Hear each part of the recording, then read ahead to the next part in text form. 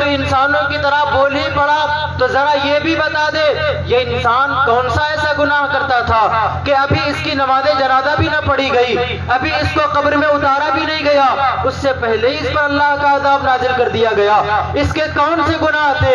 تو سانپ نے کہا خطایاہ ثلاث، اس کے 3 گناہ تھے، یہ 3 گناہ کرتا تھا جس گناہ کی بنیاد پر ابھی نہ نماز جنازہ پڑھی گئی ہے نہ اس کو قبر میں اتارا گیا ہے، اس سے پہلے ہی اس کے اوپر عذاب ڈال دیا گیا۔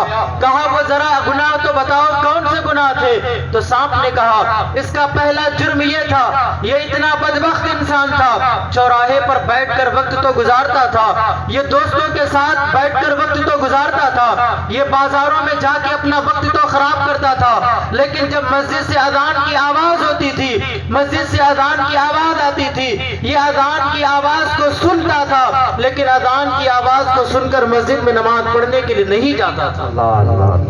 کہا یہ بدبخت بازاروں میں وقت دیتا تھا، دوستوں کو وقت دیتا تھا، رشتہ داروں کو وقت دیتا تھا، دکان کے لیے وقت دیتا تھا، مکان کے لیے وقت دیتا تھا، لیکن جب اذان کی آواز ہوتی تھی یہ انسان نماز ادا کرنے کے لیے مسجد میں نہیں جاتا تھا۔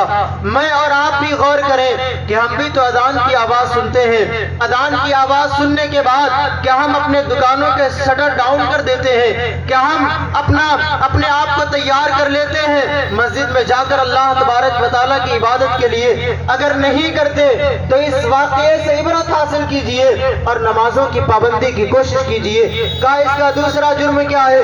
کہا اس کا دوسرا جرم یہ ہے کہ اللہ تبارک و تعالیٰ نے اسے بڑا مال دیا، یہ صاحب استطاعت ہو گیا، یہ بدبخت اپنے مال پر سانپ بن کر بیٹھ گیا، یہ اپنے مال کی زکوٰۃ نہیں دیتا تھا۔ اس کا دوسرا جرم یہ ہے کہ اللہ نے اسے دولت دی لیکن یہ اپنی دولت سے زکوٰۃ نہیں نکالتا تھا۔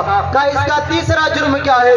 کہا اس کا تیسرا جرم یہ ہے کہ یہ بدبخت کنجریوں کے گانے سن لیتا تھا، یہ بدبخت ناچ اور نوٹنکی کے لیے وقت نکال لیتا تھا، یہ بدبخت مارکیٹ اور بازاروں میں گھومنے کے لیے وقت نکال لیتا تھا، یہ بدبخت دنیا کے سنگروں کے گانے سنتا تھا لیکن لا يسمع قول العلماء، اگر نہیں سنتا تھا تو علماء کے قول کو نہیں سنتا تھا، اگر نہیں سنتا تھا تو علماء کی تقریروں کو نہیں سنتا تھا، اگر نہیں سنتا تھا تو علماء کے خطاب کو نہیں سنتا تھا۔ اس کے 3 گناہ ایسے ہیں کہ نہ نماز پڑھتا تھا، نہ اپنے مال کی زکوٰۃ دیتا تھا، نہ علماء کے بیان کو سنتا تھا۔ اسی بنیاد پر قبر میں جانے سے پہلے اللہ تبارک و تعالیٰ نے اس کے اوپر عذاب نازل فرما دیا۔ میں اور آپ غور کریں کہ ہم بھی تو وہی سارے گناہ کرتے ہیں، ہم بھی تو وہی سارے جرم کرتے ہیں۔ اگر ایسا ہی منظر ہمارے ساتھ ہو گیا، ایسا ہی واقعہ ہمارے ساتھ پیش آ گیا تو ہمارا کیا بنے گا؟ ہمارا قبر میں کیا بنے گا؟ ہمارا آخرت میں کیا بنے گا؟ اللہ تبارک و تعالیٰ سے ڈرو، اللہ تبارک و تعالیٰ نے مہلت دی ہے۔ میرے باپ